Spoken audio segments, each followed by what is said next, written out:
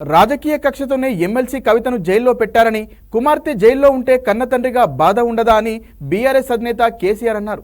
Telangana budget సమావేశాల నేపథ్యంలో కేసీఆర్ అధ్యక్షతన బీఆర్ఎస్ ఎల్పీ మీటింగ్ నిర్వహించారు. బడ్జెట్ సమావేశాల్లో అనుసరించాల్సిన వ్యూహం, కార్యాచరణపై పార్టీ ఎమ్మెల్యేలు, ఎమ్మెల్సీలకు గులాబీ బాస్ దిశానిర్దేశం చేశారు. హైదరాబాద్లోని తెలంగాణ భవన్లో కేసీఆర్ అధ్యక్షతన బీఆర్ఎస్ ఎల్పీ సమావేశం నిర్వహించారు. తెలంగాణలో కాంగ్రెస్ పార్టీ హామీల అమలు, ప్రజా సమస్యలను లేవనెత్తడం ద్వారా బడ్జెట్ సమావేశాల్లో ప్రభుత్వాన్ని నిలదీసేందుకు ప్రధాన ప్రతిపక్షం బీఆర్ఎస్ సిద్ధమైంది. బడ్జెట్ సమావేశాల్లో అనుసరించాల్సిన వ్యూహం, కార్యాచరణపై కేసీఆర్ పార్టీ ఎమ్మెల్యేలు, ఎమ్మెల్సీలకు దిశానిర్దేశం చేశారు.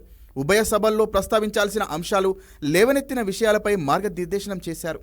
అధికారం కోల్పోయిన తర్వాత కేసీఆర్ అధ్యక్షతన పార్టీ శాసనసభాపక్ష సమావేశం జరగడం ఇదే మొదటిసారి. గతంలో జరిగిన సమావేశానికి అనారోగ్యం కారణంగా కేసీఆర్ హాజరు కాలేదు. కాగా బీఆర్ఎస్ ఎల్పీ మీటింగ్ అనంతరం గులాబీ బాస్ కేసీఆర్ పలు విషయాలపై మాట్లాడారు. అందులో భాగంగానే కవిత అరెస్టుపై స్పందించారు. రాజకీయ కక్షతోనే తన కుమార్తె కవితను జైల్లో పెట్టారని, సొంత కుమార్తె జైల్లో ఉంటే కన్నతండ్రిగా బాధ ఉండదా అని కేసీఆర్ అన్నారు. తాను అగ్నిపర్వతంలా ఉన్నట్టు పేర్కొన్నారు. పార్టీలో క్లిష్ట పరిస్థితులు ఏమీ లేవన్న ఆయన, ఇంతకంటే ఇబ్బందికర పరిస్థితుల్లోనే తెలంగాణ సాధించామని తెలిపారు.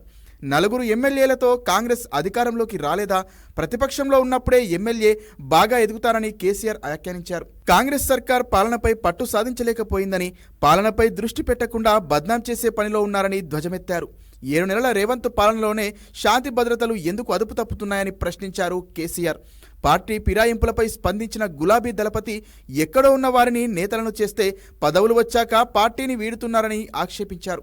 పార్టీ వదిలి వెళ్లే వారి గురించి ఆలోచించాల్సిన అవసరం లేదని పార్టీ ఎమ్మెల్యేలతో కేసీఆర్ అన్నట్లు సమాచారం. కాగా శాసన మండలిలో బీఆర్ఎస్ పక్ష నేతగా మధుసూదనాచారిని ప్రకటించారు.